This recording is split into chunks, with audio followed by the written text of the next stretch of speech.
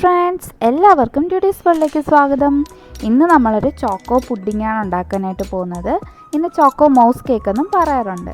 അപ്പോൾ എൻ്റെ വീഡിയോ കണ്ട് ഇഷ്ടപ്പെടുകയാണെങ്കിൽ സബ്സ്ക്രൈബ് ചെയ്യാൻ മറക്കണ്ട. കൂടെ ബെല്ലൈക്കൺ കൂടി പ്രസ് ചെയ്യുകയാണെങ്കിൽ ഞാനിടുന്ന എല്ലാ വീഡിയോസിൻ്റെ നോട്ടിഫിക്കേഷനും നിങ്ങൾക്ക് കിട്ടുന്നതാണ്. അപ്പോൾ നമുക്കിനി എന്തായിരുന്നാലും വീഡിയോയിലേക്ക് കടക്കാം. ഇതിലേക്ക് ആവശ്യമുള്ളത് പാല്, കൊക്കോ പൗഡർ, കോൺഫ്ലോർ, പഞ്ചസാര പൊടിച്ചെടുത്തത്, മിൽക്ക്മെയ്ഡ്.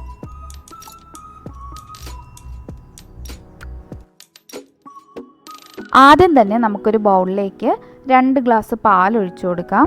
ഞാനിപ്പോൾ തിളപ്പിച്ച പാലാണ് എടുത്തിട്ടുള്ളത് ഇവിടെ. ഇനി ഇതിലേക്ക് നമുക്ക് മിൽക്ക്മെയ്ഡ് ചേർത്ത് കൊടുക്കാം.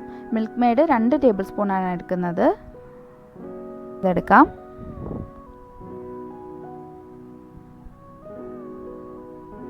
അതിനുശേഷം ഇതിലേക്ക് 5 ടേബിൾ സ്പൂൺ പൊടിച്ച പഞ്ചസാര ചേർത്ത് കൊടുക്കാം.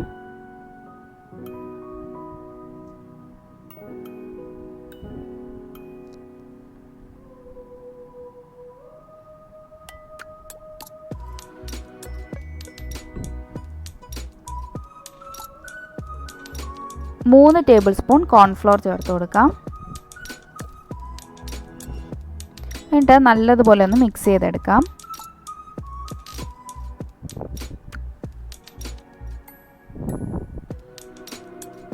ഇനി നമുക്കിതിലേക്ക് 3 ടേബിൾ സ്പൂൺ കൊക്കോ പൗഡർ ചേർത്ത് കൊടുക്കാം.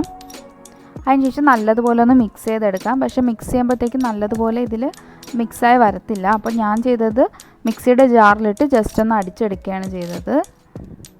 അപ്പോൾ ഇത് ഇതേപോലെ നല്ലതായിട്ട് മിക്സായി കിട്ടിയിട്ടുണ്ട്. ഇനി നമുക്കൊരു പാൻ ചൂടാക്കി അതിലേക്ക് ഇത് ഒഴിച്ചു കൊടുക്കാം. അപ്പോൾ ഒഴിക്കുന്നതിന് മുമ്പായിട്ട് ജസ്റ്റ് ഒന്ന് മിക്സ് ആക്കിയതിന് ശേഷം ഒഴിക്കണം, അല്ലെങ്കിൽ അടിയിൽ ചെറുതായിട്ട് കട്ടയായിട്ട് കിടക്കാൻ സാധ്യതയുണ്ട്. അതിനുശേഷം നല്ലതുപോലെ ഒന്ന് കുറുക്കിയെടുക്കാം. അപ്പോൾ ഇതിപ്പോൾ ഞാൻ മീഡിയം ഫ്ലെയിമിലിട്ടിട്ടാണ് ചെയ്യുന്നത്.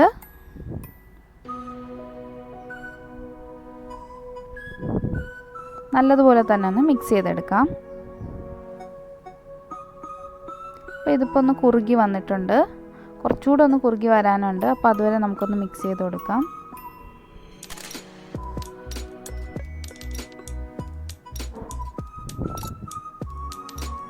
ഇതിപ്പോൾ നല്ലതുപോലെ ഒന്ന് കുറുകി വന്നിട്ടുണ്ട്.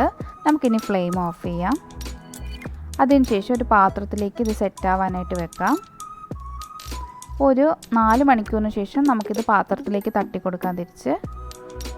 അപ്പോൾ നല്ലതുപോലെ ഒന്ന് സെറ്റായിട്ടുണ്ടാവും. ഇതിപ്പോൾ നല്ലതുപോലെ സെറ്റായി വന്നിട്ടുണ്ട്. ഇനി ഇതിൻ്റെ മുകളിലേക്ക് നമുക്ക് കുറച്ച് കൊക്കോ പൗഡർ ഒന്ന് സ്പ്രെഡ് ചെയ്ത് കൊടുക്കാം. അപ്പോൾ അതിൽ കട്ടയുള്ളതുകൊണ്ട് അരിപ്പ വെച്ച് അരിച്ചാണ് ഇട്ട് കൊടുക്കുന്നത്. തണുപ്പിച്ച് വയ്ക്കണമെന്നുണ്ടെങ്കിൽ ഫ്രിഡ്ജിലും വയ്ക്കാവുന്നതാണ്. അങ്ങനെ നമ്മുടെ ചോക്കോ പുഡിങ് ഇപ്പോൾ റെഡി ആയിട്ടുണ്ട്. നല്ല ടേസ്റ്റി ആയിരുന്നു ചോക്കോ പുഡിങ്. അപ്പോൾ നമുക്കിതൊന്ന് കട്ട് ചെയ്ത് നോക്കാം. എത്രത്തോളം സോഫ്റ്റ് ആണെന്ന് ഞാൻ കാണിച്ചു തരാം. ഇത് ഇത്രയും നല്ല സോഫ്റ്റ് ആയിട്ടുള്ള ചോക്കോ പുഡിങ് ആണ്. അപ്പോൾ എല്ലാവരും ഇത് വീട്ടിൽ ട്രൈ ചെയ്ത് നോക്കുക. എൻ്റെ ഇന്നത്തെ ഈ വീഡിയോ എല്ലാവർക്കും ഇഷ്ടമായെന്ന് വിചാരിക്കുന്നു. ഇഷ്ടമായാൽ ലൈക്ക് ചെയ്യുക, ഷെയർ ചെയ്യുക, കമൻറ്റ് ചെയ്യുക. സബ്സ്ക്രൈബ് ചെയ്യാത്തവരുണ്ടെങ്കിൽ സബ്സ്ക്രൈബ് ചെയ്യാൻ മറക്കണ്ട. അപ്പോൾ അടുത്ത വീഡിയോയിൽ കാണുന്നത് വരെ എല്ലാവർക്കും ബായ്.